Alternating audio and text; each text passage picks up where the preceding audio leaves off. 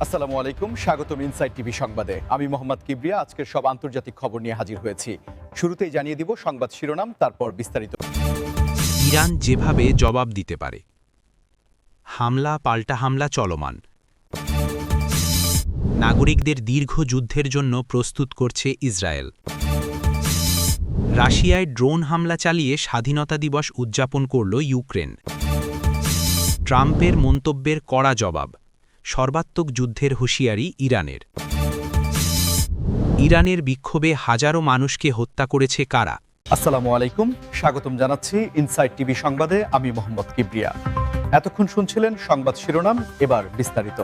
মধ্যপ্রাচ্যের বর্তমান পরিস্থিতি বিশ্লেষণ করলে দেখা যায় উত্তেজনার পারদ এখন সর্বোচ্চ পর্যায়ে এবং আন্তর্জাতিক সম্পর্ক বিশ্লেষকরা মনে করছেন ইরান যে কোনো মুহূর্তে তাদের কৌশলী জবাব দিতে পারে, যা কেবল সামরিক শক্তির প্রদর্শনী নয় বরং ভূরাজনৈতিক দাবার চালে একটি বড় পরিবর্তন আনতে সক্ষম। ইরান ঐতিহাসিকভাবে সরাসরি সংঘাতের চেয়ে অ্যাসিমেট্রিক ওয়ারফেয়ার বা অসম যুদ্ধের কৌশলে বেশি বিশ্বাসী।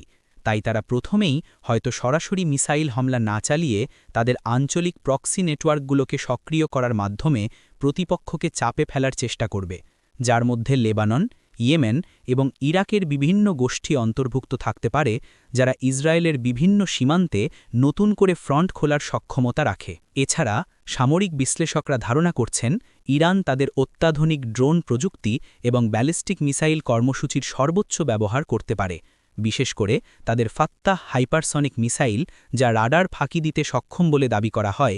সেটি যদি ব্যবহার করা হয় তবে তা এই অঞ্চলের প্রতিরক্ষা ব্যবস্থাকে বড় ধরনের চ্যালেঞ্জের মুখে ফেলবে। তবে কেবল সামরিক হামলা নয়, ইরান হরমুজ প্রণালী বন্ধ করে দেওয়ার মতো অর্থনৈতিক কার্ডও খেলতে পারে, কারণ বিশ্বের তেল বাণিজ্যের একটি বিশাল অংশ এই পথ দিয়েই পরিবাহিত হয়।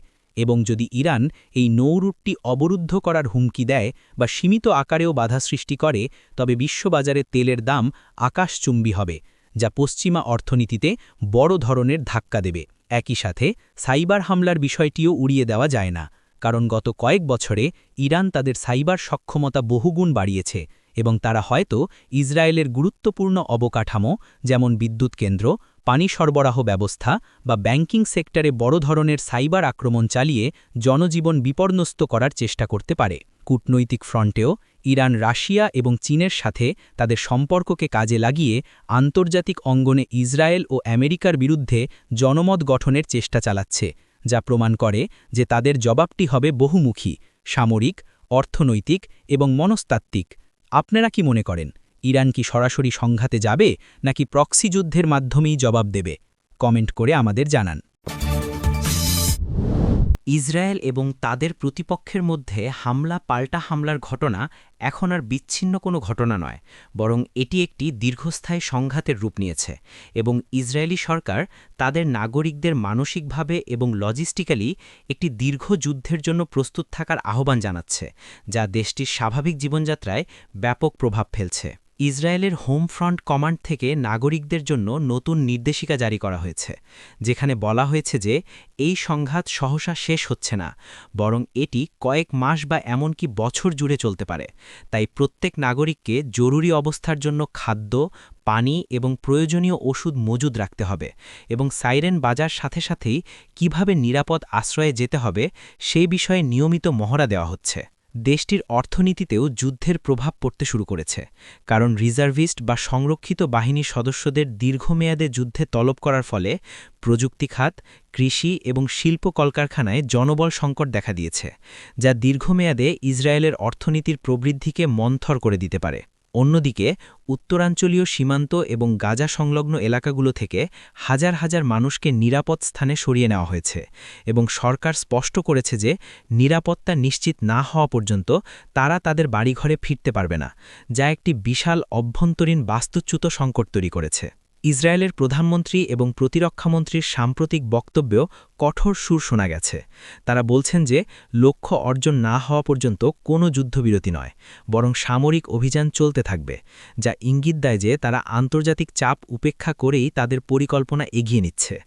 শিক্ষা ব্যবস্থাতেও পরিবর্তন আনা হয়েছে। অনেক স্কুল বন্ধ রাখা হয়েছে বা অনলাইন ক্লাসে ফিরে যাওয়া হয়েছে, যাতে শিশুদের নিরাপত্তা নিশ্চিত করা যায়।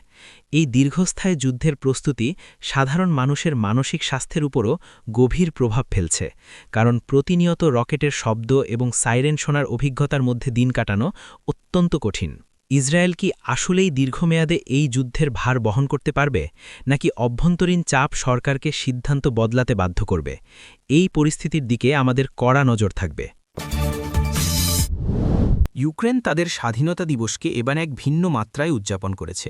প্রথাগত প্যারেড বা উৎসবের পরিবর্তে তারা রাশিয়ার ভূখণ্ডের গভীরে নজিরবিহীন ড্রোন হামলা চালিয়ে নিজেদের সামরিক সক্ষমতা এবং প্রতিরোধের সংকল্প বিশ্ববাসীর সামনে তুলে ধরেছে। এই হামলাটি কেবল একটি সামরিক অভিযান ছিল না, বরং এটি ছিল একটি শক্তিশালী প্রতীকী বার্তা যে যুদ্ধের ২.৫ বছর পরও ইউক্রেন ভেঙে পড়েনি, বরং তারা এখন রাশিয়ার অভ্যন্তরে পাল্টা আঘাত হানার ক্ষমতা অর্জন করেছে। স্বাধীনতা দিবসের ঠিক আগ মুহূর্তে এবং দিনটিতে মস্কো সহ রাশিয়ার বিভিন্ন গুরুত্বপূর্ণ স্থাপনা, তেল শোধনাগার এবং সামরিক বিমানঘাঁটি লক্ষ্য করে ঝাঁকে ঝাঁকে ড্রোন পাঠানো হয়েছে, যার ফলে রাশিয়ার আকাশ প্রতিরক্ষা ব্যবস্থাকে হিমশিম খেতে হয়েছে এবং বেশ কিছু জায়গায় অগ্নাকাণ্ড ও বিস্ফোরণের ঘটনা ঘটেছে। ইউক্রেনের প্রেসিডেন্ট ভলোদিমির জেলেনস্কি জাতির উদ্দেশ্যে দেওয়া ভাষণে স্পষ্ট করেছেন যে তাদের স্বাধীনতা কেবল কাগজে কলমে নয়, বরং যুদ্ধক্ষেত্রের লড়াইয়ের মাধ্যমেই রক্ষা করতে হবে, এবং রাশিয়ার মাটিতে এই হামলা প্রমাণ করে যে যুদ্ধের সমীকরণ এখন পাল্টাচ্ছে। সামরিক বিশেষজ্ঞরা বলছেন ইউক্রেন এখন নিজস্ব প্রযুক্তিতে তৈরি দীর্ঘ পাল্লার ড্রোন ব্যবহার করছে, যা পশ্চিমা অস্ত্রের ওপর তাদের নির্ভরশীলতা কিছুটা কমাচ্ছে, এবং একই সাথে রাশিয়ার সাধারণ মানুষের মনে যুদ্ধের ভীতি ছড়িয়ে দিতে সক্ষম হচ্ছে, যারা এতদিন মনে করত যুদ্ধ কেবল সীমান্তের ওপারেই সীমাবদ্ধ। রাশিয়ার পক্ষ থেকেও এই হামলার তীব্র নিন্দা জানানো হয়েছে এবং তারা দাবি করেছে যে তারা অধিকাংশ ড্রোন ভূপাতিত করেছে, কিন্তু সোশ্যাল মিডিয়ায় ছড়িয়ে পড়া ভিডিওগুলোতে দেখা গেছে বিভিন্ন স্থানে ধোঁয়া এবং আগুনের কুণ্ডলী, যা হামলার তীব্রতা নির্দেশ করে। এই ঘটনার মধ্য দিয়ে ইউক্রেন তার পশ্চিমা মিত্রদেরও আশ্বস্ত করতে চায় যে তাদের দেওয়া সাহায্য বিফলে যাচ্ছে না এবং কিয়েভ এখনও লড়াই চালিয়ে যাওয়ার মতো শক্তিশালী অবস্থানে আছে। যুদ্ধের এই নতুন মোড় কি শান্তি আলোচনাকে আরও দূরে ঠেলে দেবে, নাকি উভয় পক্ষকে ভাবাবে? আপনাদের মতামত আমাদের জন্য গুরুত্বপূর্ণ। ভিডিওটিতে একটি লাইক দিয়ে সাথে থাকুন। সাবেক মার্কিন প্রেসিডেন্ট ডোনাল্ড ট্রাম্পের সাম্প্রতিক কিছু আক্রমণাত্মক মন্তব্যের কড়া প্রতিক্রিয়া জানিয়েছে ইরান, এবং তেহরানের পক্ষ থেকে স্পষ্ট ভাষায় বলা হয়েছে যে যদি তাদের জাতীয় নিরাপত্তা বা সার্বভৌমত্বের ওপর কোনো আঘাত আসে, তবে তারা সর্বাত্মক যুদ্ধ বা অল আউট ওয়ার শুরু করতে দ্বিধা করবে না। ট্রাম্প সম্প্রতি এক নির্বাচনী প্রচারণায় ইঙ্গিত দিয়েছিলেন যে তিনি ক্ষমতায় ফিরলে ইরানের বিরুদ্ধে সর্বোচ্চ চাপ প্রয়োগের নীতিতে ফিরে যাবেন এবং প্রয়োজনে সামরিক পদক্ষেপ নিতেও পিছপা হবেন না, যার জবাবে ইরানের শীর্ষ সামরিক ও রাজনৈতিক নেতারা একযোগে হুঁশিয়ারি উচ্চারণ করেছেন। ইরানের পররাষ্ট্র মন্ত্রণালয় থেকে বলা হয়েছে আমেরিকার যে কোনো ভুল পদক্ষেপের চরম মূল্য দিতে হবে, এবং এই অঞ্চলের মার্কিন ঘাঁটিগুলো তাদের মিসাইলের আওতার মধ্যেই রয়েছে, তাই ওয়াশিংটনের উচিত আগুন নিয়ে না খেলা। বিশ্লেষকরা মনে করছেন এই বাগযুদ্ধ কেবল কথার কথা নয়, বরং এর পেছনে গভীর ভূরাজনৈতিক উত্তেজনা কাজ করছে, কারণ ইরান মনে করে যে ট্রাম্পের সময়কালে জেনারেল কাসেম সোলাইমানি হত্যার ঘটনা তাদের জন্য এখনও একটি দগদগে ঘা হয়ে আছে এবং তারা পুনরায় সেই পরিস্থিতির পুনরাবৃত্তি হতে দেবে না। ইরান আরও বলেছে যে তারা এখন আর আগের মতো দুর্বল অবস্থানে নেই, তাদের হাতে এখন আধুনিক প্রতিরক্ষা ব্যবস্থা এবং শক্তিশালী মিত্র রয়েছে, তাই যে কোনো আগ্রাসনের জবাব হবে ভয়াবহ, এবং তা কেবল মধ্যপ্রাচ্যেই সীমাবদ্ধ থাকবে না, বরং বিশ্বজুড়ে মার্কিন স্বার্থে আঘাত হানবে। আন্তর্জাতিক মহল এই পাল্টাপাল্টি হুমকিকে অত্যন্ত উদ্বেগের সাথে দেখছে, কারণ একটি ভুল বোঝাবুঝি বা হঠকারী সিদ্ধান্ত পুরো অঞ্চলকে একটি ভয়াবহ যুদ্ধের দিকে ঠেলে দিতে পারে, যা নিয়ন্ত্রণ করা জাতিসংঘের পক্ষেও কঠিন হবে। ট্রাম্পের এই মন্তব্যের প্রভাব কি আসন্ন মার্কিন নির্বাচনেও পড়বে, এবং ইরান কি আসলেই সর্বাত্মক যুদ্ধের জন্য প্রস্তুত? এই জটিল সমীকরণটি আমরা গভীরভাবে পর্যবেক্ষণ করছি। ইরানের সাম্প্রতিক সময়ে ঘটে যাওয়া সরকার বিরোধী বিক্ষোভ এবং পরবর্তী দমনপীড়নের ঘটনায় হাজার হাজার মানুষের প্রাণহানির বিষয়ে আন্তর্জাতিক মানবাধিকার সংস্থাগুলো এবং বিভিন্ন স্বাধীন তদন্তকারী দল এখন প্রশ্ন তুলছে, আসলে এই হত্যাকাণ্ডের পেছনে কারা দায়ী এবং তাদের পরিচয় কী? অ্যামনেস্টি ইন্টারন্যাশনাল এবং হিউম্যান রাইটস ওয়াচের মতো সংস্থাগুলোর প্রতিবেদনে উঠে এসেছে যে বিক্ষোভে নিহতদের সংখ্যা সরকারি হিসেবের চেয়ে অনেক বেশি এবং অভিযোগ করা হচ্ছে যে সাদা পোশাকে থাকা বিভিন্ন নিরাপত্তা বাহিনী এবং আধা সামরিক বাহিনী বা বাসিজ মিলিশিয়ারা আন্দোলন দমনে প্রাণঘাতী অস্ত্র ব্যবহার করেছে।